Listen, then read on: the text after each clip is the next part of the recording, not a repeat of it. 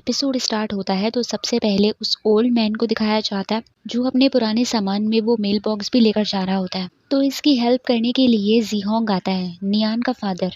ये चीज 2026 की दिखाई जा रही होती है और फिर हमें 1991 दिखाया जाता है जब यीजुन को पता चल जाता है कि ये लव लेटर इसने ही फ्यूचर से टैंग को भेजा है, जिसे जानकर ये दोनों ही ऑकवर्ड हो जाते हैं। टैंग कहती है कि मुझे लगा ही था कि वो लेटर किसी ने दिल से लिखा है। यीजुन कहता है कि आखिर हमारे साथ हो क्या रहा है, मैं तुम्हें लव लेटर आखिर क्यों लिख रहा हूँ। टैंग कहती है कि सारे फसाद की जड़ ये मेल बॉक्स है, जब से ये आया है तब से हमारे साथ ये सब कुछ हो रहा है। ये बताती है कि मैंने ये किसी बूढ़े अंकल के पास मेल बॉक्स देखा था जो पुराना सामान कलेक्ट करते हैं, और उसी के दूसरे दिन अचानक से हमारी शॉप के बाहर ये मेल बॉक्स खड़ा था। तो ये दोनों के दोनों उस अंकल के बारे में पता करने के लिए निकल जाते हैं। हर जगह जाकर उनके बारे में पूछताछ करते हैं, मगर किसी को उस अंकल के बारे में कुछ पता नहीं होता। वो कहते हैं कि ऐसा कोई बंदा हमारे पास काम नहीं करता। ये कहती है कि अगर ये फ्यूचर वाली बात सच्ची निकली तो मैं नियान से अपने बारे में ज़रूर पूछूंगी कि क्या मैंने फ्यूचर में कॉलेज ज्वाइन कर लिया और ये शहर छोड़ दिया, क्योंकि इसकी यही ख्वाहिश होती है कि कॉलेज ज्वाइन करना और अपने फादर से जान छुड़ाना। यीजुन कहता है कि ये तुम्हें उससे पूछने की क्या ज़रूरत है, मैं तुम्हें बताता हूँ कि तुम कॉलेज ज्वाइन ज़रूर कर लोगी। यीजुन यही कहता है कि पता नहीं नियान हमें जानती भी है या नहीं, और हम कौन सा उसे जानते हैं, पता नहीं वो कौन है। टैंग पूछती है कि क्या तुम अपने बारे में कुछ पूछना नहीं चाहोगे उससे। तो ये कहता है कि मैं सिर्फ तुम्हारे बारे में पूछना चाहूँगा कि अगर तुम फ्यूचर में अच्छी ज़िंदगी गुजार रही हो तो मैं भी खुश हूँ, मुझे फिर और क्या चाहिए। वहाँ 2026 में अचानक पुलिस वाले नियान को कॉल करके कहते हैं कि तुम्हारे फादर हमें मिल गए हैं। ये जैसे ही भागकर जाकर देखती है तो वो उसका फादर नहीं होता, वो कोई और आदमी होता है, मगर वो सर्दी में कांप रहा होता है। ये देखकर नियान को अपने फादर की और ज़्यादा याद आने लगती है। वो सोचती है कि वो इतनी ठंड में कहाँ होंगे, क्या कर रहे होंगे। अपने आप को कोसने लगती है कि मुझे उनसे बहस करनी ही नहीं चाहिए थी, और बहुत रो रही होती है। चैंग इसे तसल्ली देना चाह रहा होता है मगर इसकी हिम्मत नहीं होती। वहाँ 1991 में चा जो है वो बाओ के आदमियों को साफ साफ कह देता है कि जाकर बता दो बाओ को कि अब हमारा उससे कोई ताल्लुक नहीं है, अब हम उसके लिए कोई काम नहीं करेंगे, अब यही मेरी शॉप है और यही मैं अपना छोटा मोटा कारोबार करूँगा। ये सुनकर बाओ के आदमियों की शक्ल हो जाती है, क्योंकि वरना ये तो हमेशा चा को अपने अंडर ही काम करवाना चाहते थे। इतने में वहाँ पर टीचर जिन और टैंग भी आ जाते हैं। चा ने गुंडे बदमाशों वाला काम छोड़ दिया होता है और अब वो कोई छोटा मोटा बिजनेस कर रहा होता है यहाँ पे, जिससे ये टीचर जिन भी खुश हो जाती है। अब कल से ये यीजुन स्कूल ज्वाइन कर रहा होता है तो टैंग इसका हेयर कट करने आ जाती है। कल स्कूल आने से पहले तुम्हें एक स्टूडेंट की तरह स्कूल आना चाहिए। ये इसकी बात मान लेता है और इसको हेयर कट करने देता। ये इसे समझाती है कि तुम्हें अपने फ्यूचर के बारे में भी सोचना चाहिए, हम दोनों साथ में कॉलेज ज्वाइन करेंगे और उसके लिए मैं तुम्हें खुद ट्यूशंस दूंगी। अब ये इसका हेयर कट कर देती है और ये इसे घर ड्रॉप करने आ जाता है, मगर घर के अंदर जाने से पहले ये इसे एक लिफाफा देती है, जो देते ही ये अपने घर के अंदर चली जाती है। वो लिफाफा खोलकर देखता है तो उसके अंदर पोस्ट कार्ड होता है जिसमें उसने लिखा होता है कि हम दोनों साथ मिलकर सक्सेस हासिल करेंगे। अच्छी कामयाबी की विशेष लिखी हुई होती हैं, जिसे पढ़ के ये बड़ा खुश हो जाता है। मगर टैंग जब घर पर होती है तो अचानक से इसका फादर इसे डंडा मार के बेहोश कर देता है। यीजुन को कुछ गिरने की आवाज़ आती है मगर वो ज़्यादा ध्यान नहीं देता, उसे लगता है ऐसी कोई आवाज़ होगी और वो वहाँ से चला जाता है। अब दूसरे दिन सुबह ये टैंक के घर पर आ जाता है ताकि ये दोनों साथ स्कूल जाएं, मगर वो उसका इतना वेट करता है, उसे इतनी आवाज़ें देता है, मगर वो घर पे मौजूद ही नहीं होती। तो वो स्कूल पहुँच जाता है।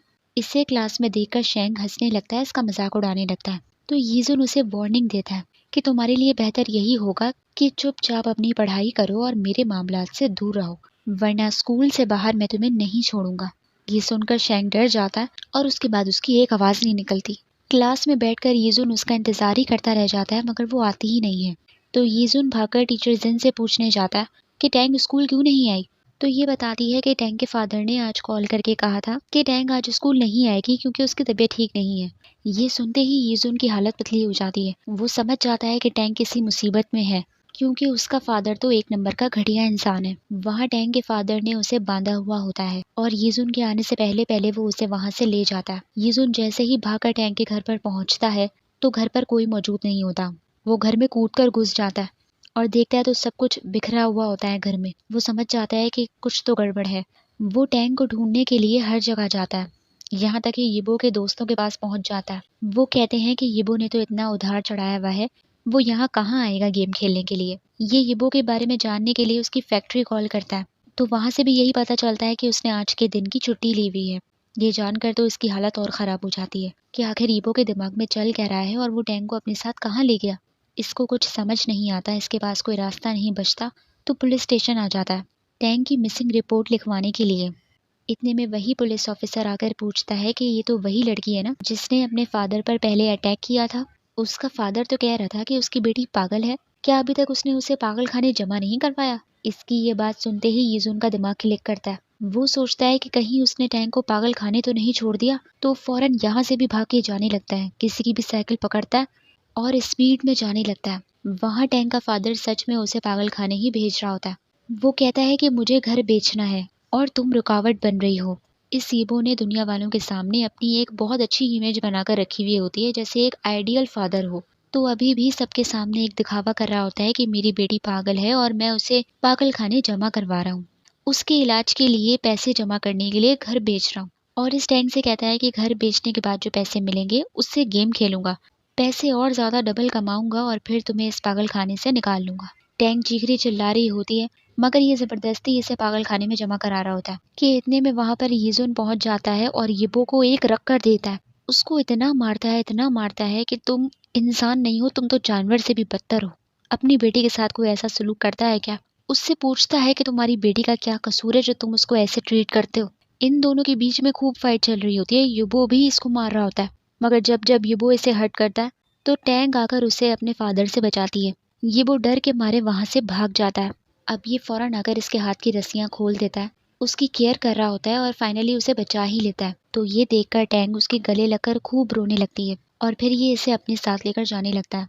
तब भी इसे पकड़ी हुई होती है, छोड़ नहीं रही होती। ये इसे अपने घर ले आता है और इसकी केयर कर रहा होता है। इसके हाथ पर निशानात देखकर इसका खून खोल रहा होता है। यिबो को बुरा भला कह रहा होता है कि किस तरीके का घटिया इंसान है।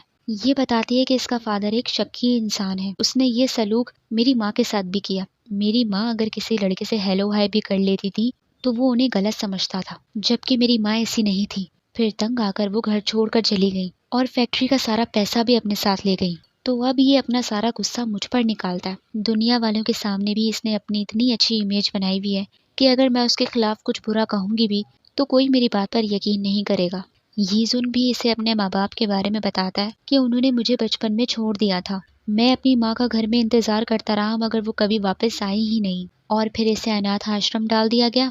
वहाँ इसे टीचर जिन मिली और टीचर जिन के जरिए इसकी मुलाकात चा से भी हुई, क्योंकि पहले टीचर जिन और चा का रिलेशनशिप था। वो दोनों एक दूसरे से प्यार करते थे, मगर चा का ये गुंडों बदमाशों वाला काम देखकर टीचर जिन ने उन्हें गलत समझा और उनसे ब्रेकअप कर लिया। ये टैंक से कहता है कि मैं तुम्हारी फैमिली बनना चाहता हूँ। तो टैंक फौरन मान जाती है कि ठीक है, अब से हम दोनों एक दूसरे की फैमिली हैं, एक दूसरे का ख्याल रखेंगे और एक दूसरे को प्रोटेक्ट करेंगे। फिर ये दोनों साथ स्कूल जाने लगते हैं, साथ में स्टडी करते हैं, ये इसे ट्यूशन पढ़ाती है। उसके बाद ये लोग सीवीओ घूमते हैं, काफ़ी इंजॉय कर रहे होते हैं एक दूसरे के साथ, बहुत टाइम स्पेंड करते हैं।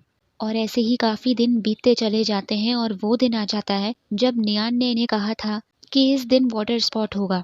तो उस दिन उसी टाइम पर ये लोग आकर खड़े हो जाते हैं वाटर स्पॉट देखने के लिए, मगर कुछ होता ही नहीं है। इनको लगता है कि नियान ने कहीं गलत टाइम तो नहीं बता दिया। ये लोग डिसअपॉइंट होकर वहां से वापस जाने लगते हैं। इन्हें लगता है कि शायद अब कोई वाटर स्पॉट नहीं होगा, मगर अचानक से वाटर स्पॉट होने लगता है। नियान की बताई हुई बात सच साबित हो जाती है, जिससे कंफर्म हो जाता है कि वो फ्यूचर से बात कर रही है।